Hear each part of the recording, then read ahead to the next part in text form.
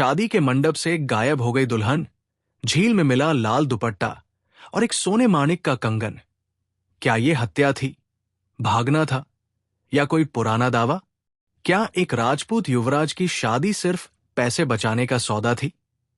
क्या एक लड़की वाकई विधवा थी, या उसके पिता ने उसे झूठ बोला था? और आखिर वो साधारण कुर्ते वाला आदमी शादी के गेट पर क्यों खड़ा था? ये कहानी सर आर्थर कॉनन डॉयल की प्रसिद्ध किताब the adventures of Sherlock Holmes 1892 की 12 कहानियों में से एक the adventure of the noble bachelor का हिंदी रिमिक्स है। आज की इस कहानी का नया शीर्षक है उदयपुर की लापता दुल्हन। उदयपुर की पुरानी नगरी में उस सुबह भी गेंदे और झील के पानी की खुशबू फैली हुई थी। युवराज रणविजय सिंह की शादी होने वाली थी। पिछोला के किनारे हर बालकनी पर लाइटें जगमगा रही थी। भले ही मंडलगढ़ हवेली 3 पीढ़ियों से टूट फूट रही हो, सब जानते थे कि ये शादी हवेली का लीकेज बंद करेगी। दुल्हन का नाम था माया ओबेराय।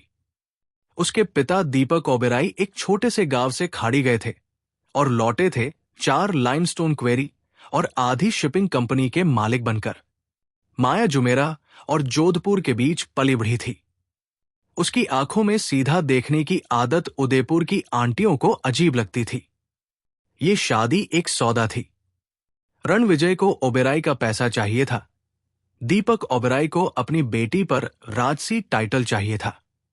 माया से किसी ने नहीं पूछा कि उसे क्या चाहिए। डिटेक्टिव विवान राठौर को शादी का निमंत्रण नहीं मिला था। 3 दिन पहले एक कथक नर्तकी राधा उसके छोटे से दफ्तर में आई थी। राधा ने कहा उसने मुझसे शादी का वादा किया था। अब किसी और का कार्ड छप गया है, मैं चुपचाप गायब नहीं होंगी। विवान के दोस्त डॉक्टर आदित्य शर्मा को यह दिल टूटने वाली कहानी लगी, लेकिन विवान ने सिर्फ शादी की तारीख नोट कर ली। शादी देखने में बेहतरीन रही। 400 मेहमान, सही मुहूर्त पर अग्नि। माया अपनी दादी की जरदोजी लहंगे में फेरे ले रही थी। चौथे फेरे में माया का हाथ कांपा। कलाई का गेंदे का छोटा हार राख में गिर गया। एक बुजुर्ग आंटी ने उठाकर वापस पहना दिया। सिर्फ आदित्य ने देखा कि माया का चेहरा चाक जैसा सफेद पड़ गया था और उसकी निगाह हवेली के बाहरी गेट पर एक साधारण सफेद कुर्ते वाले आदमी पर ठहर गई थी, जो मेहमानों में से नहीं था। फेरे खत्म होते होते वो आदमी गायब हो गया। 1 घंटे के अंदर माया भी। वो भागी नहीं, चिल्लाई नहीं, सिर्फ साइड कोर्टयार्ड से निकलकर खड़ी ऑटो में बैठ गई और उदयपुर की गलियों में ऐसे गायब हो गई जैसे झील ने निगल लिया हो। इंस्पेक्टर प्रकाश यादव ने दबाव में सबसे आसान व्यक्ति को पकड़ लिया, राधा को। उसी दोपहर राधा ने रणविजय की मां से झगड़ा किया था और कहा था वो उस घर में खुश नहीं रहेगी, मैं वादा करती हूं। शाम तक राधा लॉकअप में थी। 2 दिन बाद झील पिछोला में एक मल्लाह को काई में उलझा लाल दुपट्टा और उसके नीचे सोने माणिक का कंगन मिला। दीपक ओबेराय रोते हुए पहचान गया, ये मेरी बेटी का है। अब रणविजय खुद विवान के दफ्तर पहुंचा। जो भी लगे ढूंढो उसे, या पता लगाओ क्या हुआ। मैं ये बर्दाश्त नहीं कर सकता कि मंडलगढ़ की शादी स्कैंडल बन जाए। एक नोट मिला था, माया के हाथ का। रणविजय ने पुलिस को नहीं दिखाया था। रणविजय, माफ करना। जब मैंने हां कहा तो झूठ नहीं बोला। सच में सोचा था कि मैं आजाद हूं। कुछ ऐसा हो गया है जो सब बदल देता है। मुझे पहले अपना हिसाब चुकता करना है। मुझे मत ढूंढो, जब हो सकेगा बताऊंगी। एम, विवान ने कहा, यह टूटा दिल नहीं लग रहा। यह किसी दावे को निपटाने वाली भाषा है। कर्ज, कागज, प्रॉपर्टी। उसने पूछा, तुम्हारे ससुर की क्वेरी और शिपिंग में बेटी का कोई हिस्सा था? रणविजय हैरान रह गया। सुना था दुबई में कोई रोमांस था। एक लड़का साइट पर काम करता था। दीपक ओबेराय कभी बात नहीं करते। विवान ने माया को नहीं ढूंढा, उसने कबीर राठी को ढूंढा। 9 साल पहले दीपक ओबेराय का अजमान के पास एक छोटा मार्बल क्वेरी लीज था। कबीर राठी 23 साल का साइट इंजीनियर, मालिक की 18 साल की बेटी माया से प्यार करता था। दोनों ने चुपके से निकाह स्टाइल सिविल सेरेमनी कर ली थी। कुछ महीनों बाद पार्टनरशिप का झगड़ा हिंसक हो गया। प्रतिद्वंद्वियों ने साइट ऑफिस में आग लगा दी।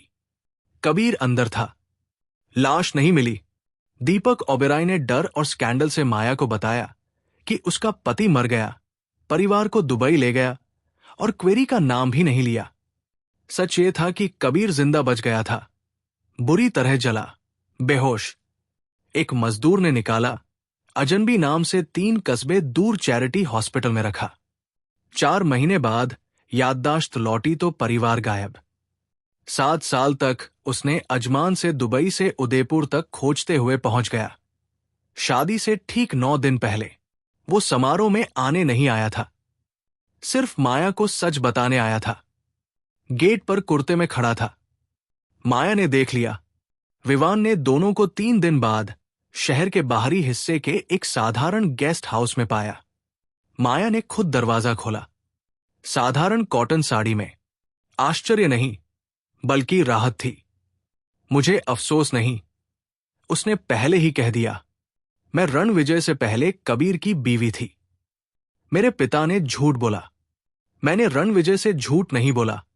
मैं सच मानती थी कि विधवा हूं। कबीर को जिंदा देखकर मैं विधवा नहीं रही। फैसला करने को कुछ बचा ही नहीं।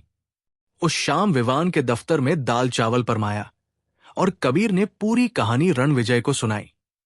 रणविजय चुपचाप सुनता रहा, फिर बोला, तुमने मुझे 400 मेहमानों के सामने हंसी का पात्र बना दिया। आदित्य रह न सका। माफ कीजिए युवराज साहब, आपने हवेली बचाने के लिए पैसे वाली लड़की से शादी करनी थी। उसने अच्छे विश्वास से अपने असली पति को मरा समझकर आपसे शादी मानी। किसका सौदा ज्यादा ईमानदार था? रणविजय के पास जवाब नहीं था। वो चला गया।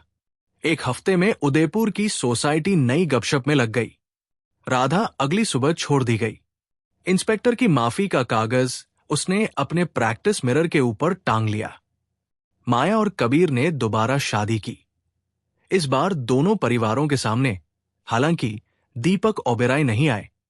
द्वारका के पास समुद्र किनारे, जहां कबीर के मुताबिक किसी का किसी पर कोई दावा नहीं था, सिवाय एक दूसरे के। विवान ने फाइल बंद करते हुए आदित्य से कहा, लोग हमेशा पहले खलनायक ढूंढते हैं। ज्यादातर बार वो सिर्फ एक गलती होती है जिसे कोई वक्त रहते सुधारने से डर गया।